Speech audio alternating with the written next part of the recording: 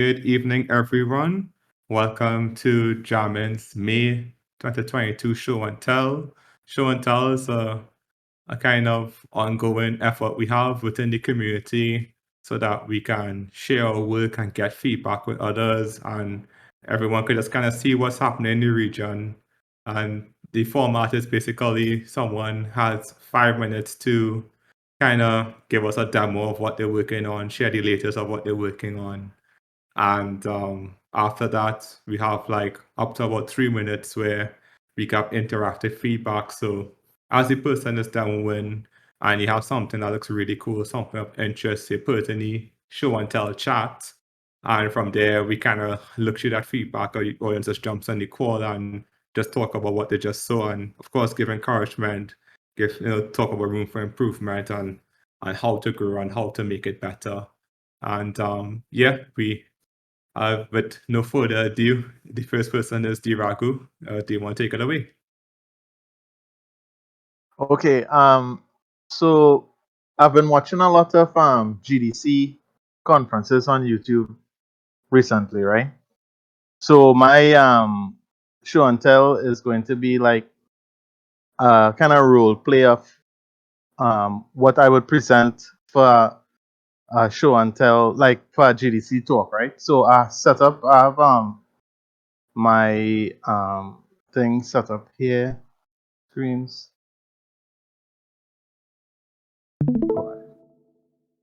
Okay, so you all seeing the screen? What time I do this thing again? You see the screen, Yep. right? Yep. Right. All right. So let's start.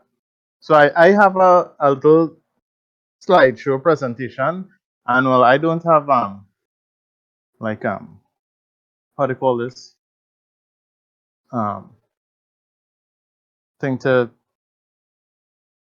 read while I talk. So I just have a notepad thing on the side here, right? So let's begin. So hello everyone, I am Dave, and I'm currently starting up my indie game studio, RAGHOO Games, and I've been asked to ask you all to please silence your cell phones and save your questions for the Q&A section of this presentation, because time is of the essence. I would also like to take this opportunity to thank all of you for listening to my showcase on RAGHOO Games. Allow me to share my experiences so far while promoting Jammin. My plans for deeraghoo games in 2022, and most importantly, building my app. But first, a little clip of Gamer Kitty. Just as a reminder of the reason why we are here, the love of making and playing video games. So promoting a thing is hard work, but promoting your passion should be easy, right? While talking about something you love is easy, getting people to listen is much more difficult. I feel like I'm shouting at the ocean at times. It's not as easy as it looks. So should we just leave it to the pros then? As an indie game developer, I must have realistic expectations. We often have no budget, no experience, and absolutely no time. But with lack of money comes great creativity. We must turn insult into compliment. An extreme statement, right? But hear me out. Have you ever tried to convince a gamer to make a game? In my experience, the gamer chooses a AAA title that the gamer loves. The gamer and the game developer lives in two different worlds. When promoting, I've realized the best way is to really get to know my target audience. I've done a lot of research, and one of the best ways I think I can master my craft is by doing game jams. Now, sad to say, not many of my fellow trainees share this opinion, except those of us here on Jamming, of course. I plan to do as many game jams as I can for the remainder of this year to improve my skill. Many of us worry too much about intellectual property. Okay, don't get me wrong. Protecting your intellectual property from the Jack Sparrows of this world is very important. However, that being said, I believe that sharing ideas and learning from each other is the best way we can learn. Just to know, just know what to talk about and what to keep to yourself. I choose Unity because I really enjoy using it, and also all the support the jamming community by extension. I make a mistake there. I love to create. Okay, let me stop.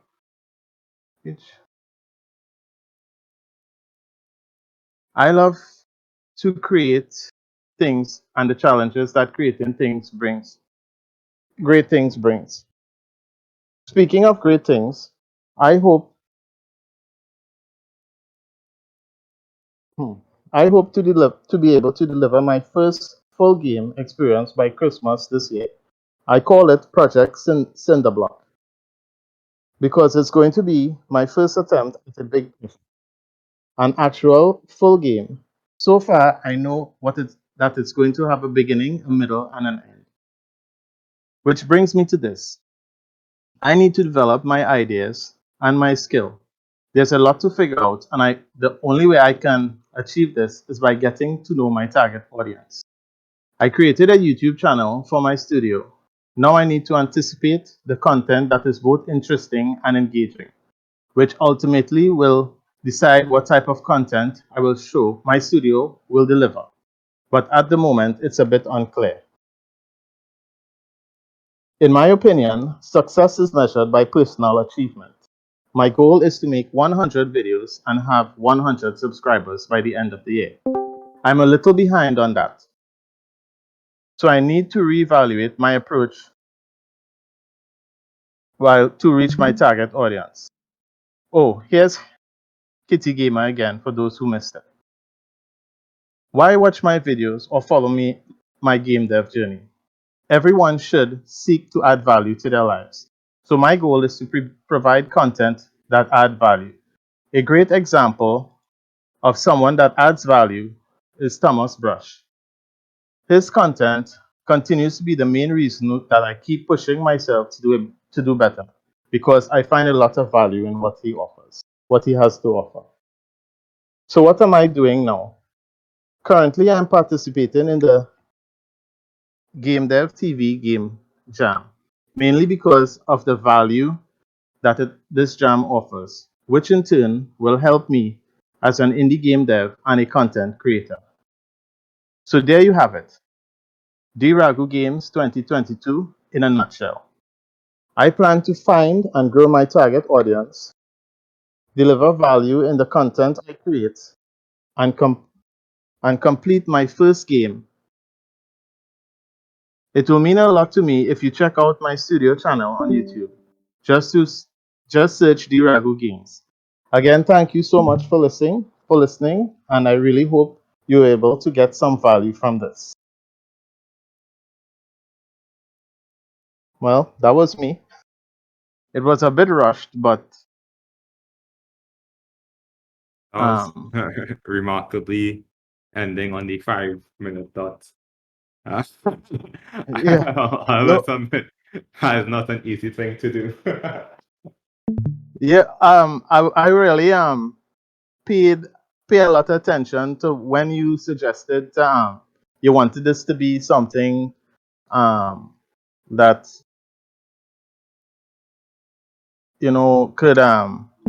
could be like how would you present something, a game idea or something in a limited space of time. So I had to Oh cut. yeah, It yeah, was like making yeah, a game jam, cutting and trying to fit exactly. everything in, and it was a good experience. But Yeah. that being said, the promoting, I really want to try to promote this endeavor that we have in here, and it really tough. I mean, to try to get in my circle really small, right? I mean, I'm not going to school. I work from home, so Mm-hmm. the opportunity to go out and meet people, Mm-hmm. it really limited. Plus, with all this COVID, this Mm-hmm. social That put a real distancing and damp things on real happening. things. Exactly. Mm-hmm. So it really tough right now. But I don't know. We could do it. We could find a way. We'll find a way to you know make Right. it So make it work. let me tell you something. I'm a promoter, right? The first Jammin, right, had 10 participants because I always include myself and 3 submissions. The second Jammin had 16 and 3, and COVID nearly mashed it up amongst other things. And the third Jammin have what, 28 people with 10?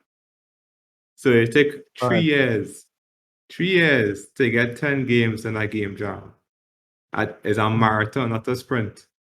When I say like you think promoting hard, oh trust me, I know. Just get better at it. But these things like especially creative endeavors and community endeavors, it just take a long time for people to notice you.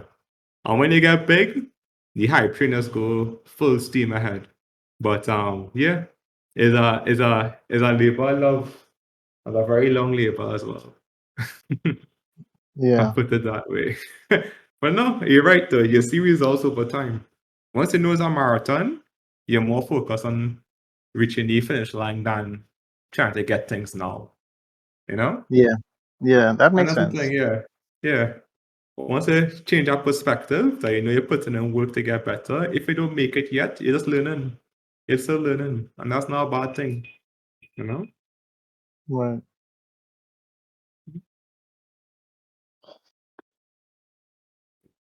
Yeah. That's officially 3 minutes. Anybody have any other like things to add to that or questions or anything? One question though I should have asked earlier. Just quickly, DeeraghOO. How many games Mm-hmm. have you built before? Well, for the game jams, I only did 5. I did Mm-hmm. 5 game jams so far. That's And not bad. Mm-hmm. but when I started, I was focusing on mobile games. So and Right. this Google Play, had a Google Play store, and I had I think 6 games I put up on the Google Play, but it's really difficult. You have to be on the ball with Google. You have to be always updating, always reading all the long documentation, and to keep everything up to date. Otherwise, they have so many rules and so many, you know. Right now, I think Mm-hmm. they take down 3 of my games because that's not because Yeah, the yeah. ads They I try force to them to be implement. up to date. Yeah. Yeah, and Yeah. so I know for me, I think it's not worth it. It's not worth it to do the mobile games for right now, because I just want I learn it. I learn. I'm not saying I'm perfect at it, but I learn it, and now I'm ready to do something different. So that's why I'm trying to do the game jam. So I have five games on the game jams and 3 games on the Play Store currently. Very cool. Yeah. Okay. All right. Anybody else Thanks for have any? that. No. Okay. Mhm. No, thanks for that. That was pretty good. Um, Thanks. yeah, no, no. As a super mission and vision statement, as I think it's me next. I was making it clear that start the timer. I don't have a presentation or anything of that nature. And one thing I am kind of busy on, a I'm also doing a game jam right now. So that has been preoccupying quite a good bit of my time as well. So yeah, fun stuff, fun stuff. Just wanted to quickly share. I think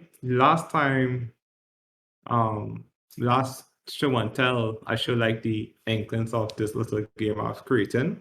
And the key thing was I recently started doing some 3D modeling. I wanted to find like a decent workflow with integrating them into games and Unity in particular. And I unfortunately have to use Unity instead of my preferred Godot. But it's been a pretty interesting experience. I've used Asset Forge at first. I think I recently switched to Magica Voxel. I was keeping everything voxel art for the time being, which is quite fine. I have a decent workflow. So one of the ways to do this was I kind of have this pet project here, score reduction. It's kind of on pause because well, one I had an anniversary. My wife and I had our first year, so I'm not doing game dev on our anniversary. I want to stay married, and then like other things family wise came up too. And now I have this game jam, so I'm kind of pausing it. But like it's just like a very simple puzzle. I just like the little idea behind it. I definitely want to flesh it out more. Maybe it's like a free mobile game, and just like kind of casually making sure you don't like, if obviously if you don't make it in time, you die. But like having this little thing here And then like this was actually interesting. I like this because the people who showed me how to kind of do the tweens, and tweens is just a way to as like a math function for movement to kind of systematize it. It's like I actually got this solution of how to have these rockets kind of controlled easily through Jammin help wanted Discord. So it's kind of cool. Like I actually got help because we have someone in the community from who works in Unity, and that's quite useful. And like yeah, it still has to polish and stuff, but like yeah, overall it's like this nice fun experiment. And what I like this for is that because like this project has served its purpose already. I've made a bunch of mistakes getting those models and stuff into Unity in a way that I find like flexible for me. And I've I kind of have a decent workflow to do it. So like as I'm working on this new game for the game jam, it's like probably going to be a lot easier to kind of put everything in place. So I'm really looking forward to that. I think the only thing that'll be different with this new game entry is that I might have some 3D animations to do, like character animation. So that's something new I'm willing to learn. And we'll see if I have time to do it for the game jam. But yeah, it's kind of this little foray into 3D has been very small, and I'll keep it stylized and stuff and low poly and voxel, but it's like it's really cool. It's actually really fun. And yeah, although I do have some time, I think that's it for me.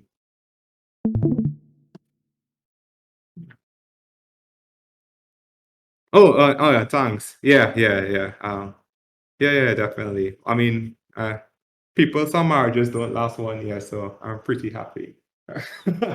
I mean, that's not a nice thing to say, but like I do appreciate how it's not easy to shack up and stay married. So I'm Yeah, pretty happy. it's definitely a good idea to prioritize that over this for the time being. You know how that would be. Yeah, it does. Yeah, I mean, is it like, and she know I'm a nerd, so not like an issue. I don't think she'd be anti me like playing games on my laptop, but it can't be, like we Yeah, were in yeah, St. Lucia actually, so like it can't be in St. Lucia with all them nice beaches and thing for a special occasion, thinking our game jam and thing right through. So yeah, sometimes we also just need to breathe and not be robots, and it's good to yeah. relax and do non-techie things. I I agree with what Lex said with the voxels. The Oh, software that you were using, it seemed like I mean Unity, well, from what I experienced, it could have so many different ways things are rendered photorealistic or whatever, but you got the game in the style of the yeah, software, the 3D assets that you were building and things. So and then the UI you have around it kind of helps with the feel. So I yep, see you have yep. the credits, the menu, and three simple levels, but you have the structure there that you could expand on, and I hmm really like that. Yeah, Thanks. Actually, like I will do like I'm gonna try to get it for you now because I'll just going to. I think there's only feedback session, but like I'll just do like a few thing what I do, and it's actually just like I don't mind is everything is about sharing and stuff. So I'll share this like thing like a secret strategy I have going on here. But this is like my Instagram page at this point. And essentially, like every week or so, I do some kind of voxel art, something, and just kind of share it. Like the first one I did was like this Game Boy, which I kind of modified a bit from a tutorial. It's like the most recent one I did. Like this was actually a sprite I made for Jammin's, a sprite I got for Jammin, like my Jammin entry last year. I kind of made a voxel version for it here. Like I did this Nintendo Switch because like I mean I like Nintendo Switch, so why not make a voxel version of it? So like actually doing like at least one of this, even like this simple. This is super simple and small, but it looks kind of cute. Like even just doing that once every week just kind of like keeps the game dev juices kind of going. It kind of has people seeing like, oh, he is alive and he is doing stuff, that actually helps, and it makes me better at just voxel art stuff because I'm looking at what kind of voxel art people do and like yeah and stuff like that. So like it's thanks for the encouragement. I know I have a long way to go. I really appreciate the feedback, of course. Thanks for the encouragement, but I really like the aesthetic. And I think I did some other tools and stuff. Was like, I like voxel, so let me just make games with voxel stuff. And the color stuff, actually, I'm not good with colors and design things, so I actually just took a color palette I found online. I was like, yeah, I'm not an artist. Yeah. Well, yeah, I think, and that literally just wrapped around time for me. So I guess let's we like to move quickly and stuff. Junior D, are you ready? Yeah, good night. Nice. Take it away. Definitely not doing anything as cool as as we all doing game wise. So this is a project I'm working on for work actually. Because I do architectural design and so on. So I wanted to take the 3D to a different level. So even though it's not a game using Unreal, I just did a simple control here, and then once it launch into whatever the program is, like whatever the project is. So if it's a development or a house or a townhouse. So this is more or less it, right? I did some interactivity, so Hey, sorry to interrupt. Andorra, the time was paused, but like I'm not seeing anything. I see the Unreal screen, but I just see like a dark black screen. it's sharing. Okay, just now. It's sharing. It is sharing, but just like It's sharing black, the like it's not sharing the it's sharing the window itself. yes. Right. Yeah. So that's what's going on. It's sharing the window itself. Oh, okay. Here we go. Okay, yeah, that looks Right. much So better. this was just a project I was working on. So you could interact with a lot of stuff. So like the lights, you could turn on the lights and the accent lights in the ceiling and stuff. You could even like open doors and stuff. One of the biggest thing I wanted to make it interactive. So if you look on Facebook, a lot of people doing 3D and it's just static images. So I wanted to make it a bit more interactive, that you could actually interact with the project while you're displaying it to a client or something. And then the same thing will apply for the floor and stuff like that. And the controls, well, this I did over this because I realized I had someone testing it. And I realized that the WASD for older individuals, they're not accustomed to gaming, so it was difficult. So I changed up the actual design. So this build that you're seeing right now that I'm walking through is not it's just one version. One of the other versions, they were just using number pads to switch from camera to camera.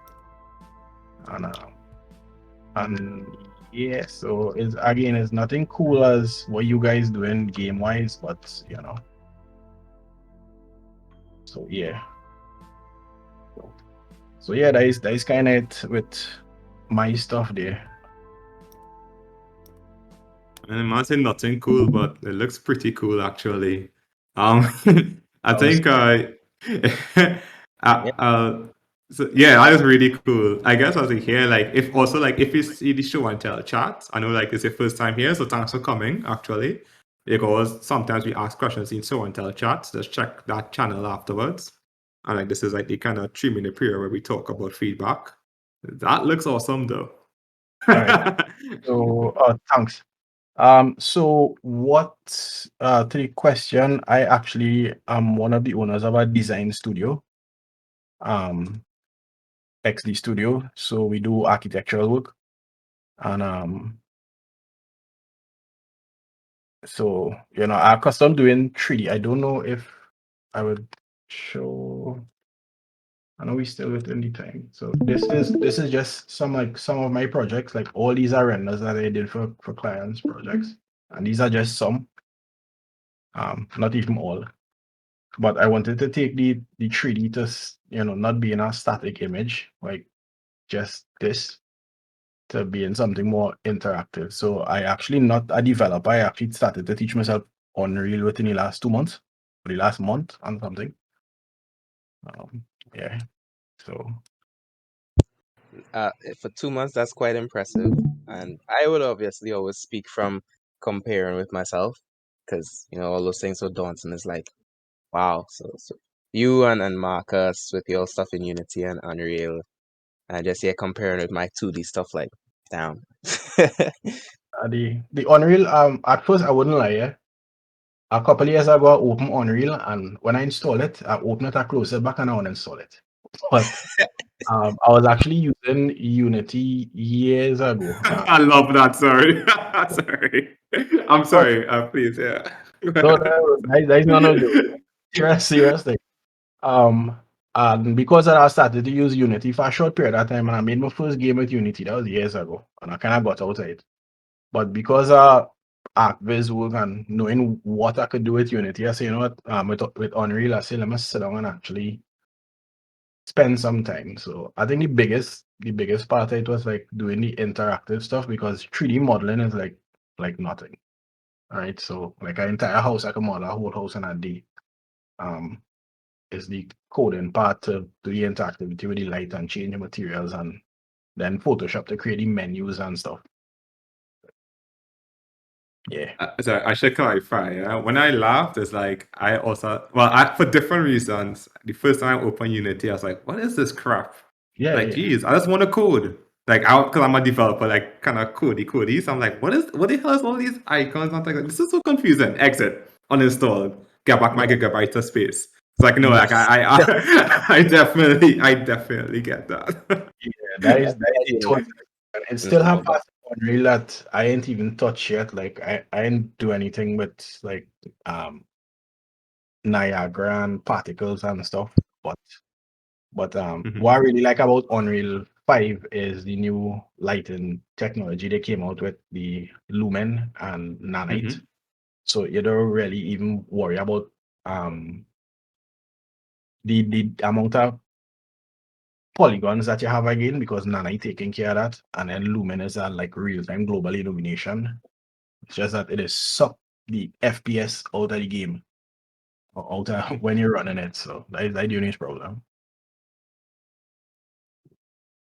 So That was So, actually yeah. really cool for 2 months, man. After 2 months of Unity, I did not have that. So yeah, that was really that's really good. We'll be going on 2 months, like probably by the end of the year, by the end of the month or something, maybe on 2 months. So, yeah. Nice. Yeah, so that is me there. No, I'm thinking about doing a game, I wouldn't lie, but right now with all the work that I need to do, it's just architecture work I'm focusing on. That's fair. That's fair. Yeah, I think that looks like it. Thanks for presenting, Unity. Really appreciate it. I think that was really cool. No problem, man. And yeah, Danidre, you'd like to take it off from here? Sure. I'll try. Excuse any background. No, wait. What? Yeah.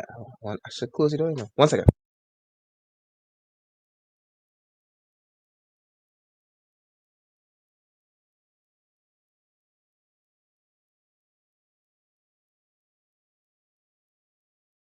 Okay. Hello.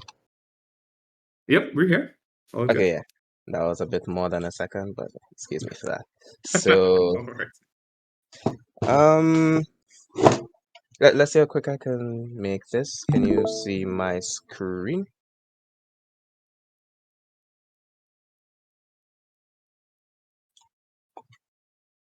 Can you see my screen? Yes. Yes. You see Yes. both of the tabs I have here, Yep. or just one That's tab? right. Okay. Both Cool. tabs. So, well, this is I showed you all my game engine stress test using Canvas and how it will slow down with different things based on your rendering size, yada yada. And I've recently worked on optimize the version of the Canvas. So I'm not sure how to explain it, but basically this virtual camera can render up to like thousands of objects at 60 FPS. I'm not sure if you can see that number 60 quite up in the corner like that. It budged around 50. And the reason behind it, well, the easier. Oh, I also wrote this this article. It took me about a month to make. It has 17,000 words and it takes 80 minutes to read. And it's how I created my JavaScript game engine. So the part that I'm mostly interested in is the virtual camera area and how the virtual camera works, how this works. So basically, it takes what is supposed to be shown on the screen and it modifies the canvas to show that area alone. So if you move the virtual camera around to the right, then the entire contents of the screen will be shifted. And if you like rotate it, because as you see on the left side here, the screen will rotate in the inverse direction because it needs to stretch to fill the screen. So even if you like you decrease the width of the virtual camera, the ending result will look like a screen that's kind of stretched out horizontally or vertically, depending on how wonky you made it. So that's the same thing with this virtual camera. I just have some jumping rabbits, so it kind of looks really ugly. I didn't really get to create a full scene, but you can move around the position of the virtual camera in the world, and it kind of reflects like what's being rendered based on the anchors and the size. But the crazy thing that I made with this virtual camera also is that it has a projector and a view. So the projector determines what part of the screen it'll be rendered on, and what part of the screen you see, and the view is what part of the screen um is going to be rendered on. So you're going to see like the top left corner of the world in the upper right corner of the screen or something, and that allows us to create multiple virtual cameras. So Marcus, you let me know if I have like 1 minute left or whatever. So in this code here, I could create 2 virtual cameras, and the advantage of that is that the 2 virtual cameras render in the world the same amount of assets on the world and everything, but in different ways. So I just took what was on the entire screen and shrunk it into a corner in the top left here, and in the top right is a different camera that I swapped upside down and put it down in the bottom right. So, and you can see it's being reflected accordingly with all the objects that I have on the screen and everything. So the aim of this is that in Unity, when you have a game and you have some camera where you want to see if some NPC in on a large map where they are, the developer could create a small little camera that projects that area of the world onto the lower right corner of the screen, and you have a mini map or something like that. So I want the engine to be able to support multiple cameras or multiple views without the developer trying to have to duplicate every single thing. Yeah, 1 there, minute. Nice. I got it. So yeah, thank you. Okay, so reading the message, the most common use case for virtual camera. So yeah, like I was describing, if you have a world like say Among Us, where you open up the camera and you can see different portions of the screen, but then inside the game itself, you only see around where the player is moving. But so in order for that screen to work, the developer would probably have to create a duplicate object for the players on that part of the map. So when you open up the camera, is actually a fake representation of the player and stuff. No, the This is goal the is actual player, the player state is being recorded and seen through that virtual camera. yeah. It's not So a like duplicate, it's the yes, actual like player. easy. So if you want to create a split screen game, and you want one side to follow player one and one side to follow player two, like in Adobe Flash, you needed to create a duplicate world entirely and simulate everything twice. But this time you just need to work on it once. Make one virtual camera follow player one, virtual camera follow player two, and just decide it's gonna only show up on this half of the screen or that piece of the screen, and you have it easy like that. So I just didn't get to code any functional thing like that yet, but it has the power to do that now. And you can see it still renders thousands and thousands of clips at the same time at around 60 FPS. So yeah, that's what I've What was worked on. the challenging part of implementing this feature? Okay, the challenging part with this feature was Canvas. I use Canvas Context 2D, which is Mm-hmm. it. Every single call goes to the GPU. It isn't batched like how WebGL does it. Mm-hmm. And the challenge is my old engine has like set transform, and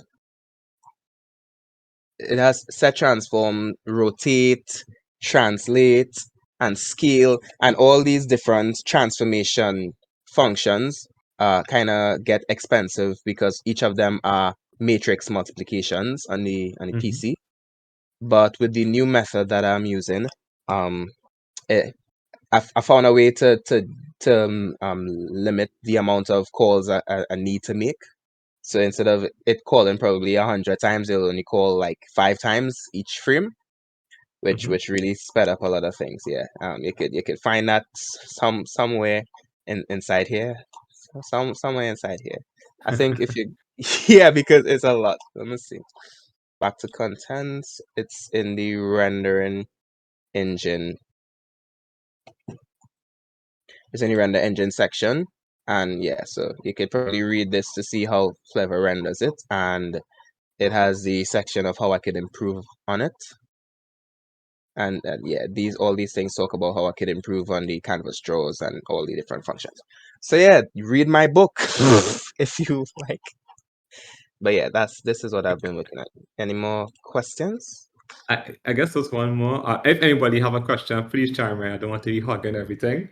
I just want to know, like, was there? I remember the FlevaR first like inspiration was more on the Adobe side, if I remember correctly. Is your experience with Adobe that kind of make you want to have like a JavaScript framework that has the functionality and power and Yeah, flexibility? What would totally you say fine. is like in terms of how you structure your engine now? Where like are your sources of inspiration being pulled from, or you just trying to experiment with what works for you? I definitely plan on using like multiple game engines. So FlevaR's Mm-hmm. future, I definitely plan on using multiple engines to get a more an idea of the developer experience that we'd want. I think Flash, and then some HTML frameworks like React.js, JavaScript frameworks, kind of influence it currently. But in each of the functions here, in the contents, it have a what I do better, where you'd see how I go about it differently. I think I still want to follow the style of Macromedia Flash. I think FlevaR most powerful is if I use a visual editor. So I'm gonna definitely work on the editor more, Mm-hmm. so that you'll be able to create and drag drop and all the different things with layers and that you were talking about. You said Godot has a scene and everything is a scene, so you can have scenes within scenes and stuff like that. Mm-hmm. Yep. Yeah, so Yep. that would be the plan for FlevaR as well.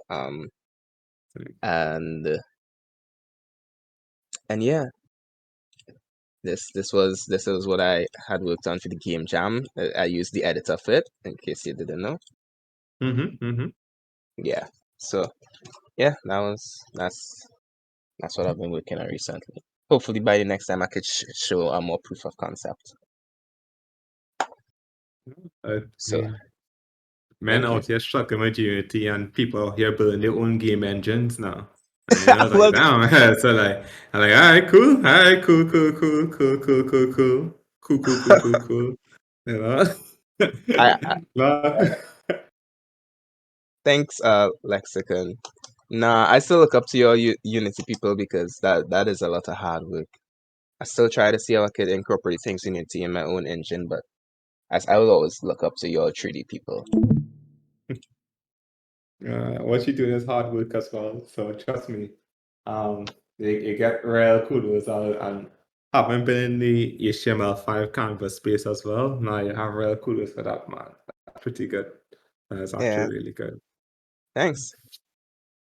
Okay. I think this is everyone. So I just want to say for everyone who presented, thank you for sharing your work. And again, the whole idea is like get accustomed to sharing your work, get accustomed to having feedback, get accustomed to like making sure you do, it's part of the accountability as well, right? We all want to keep trying to be making games as much as possible, so you have something to aim for.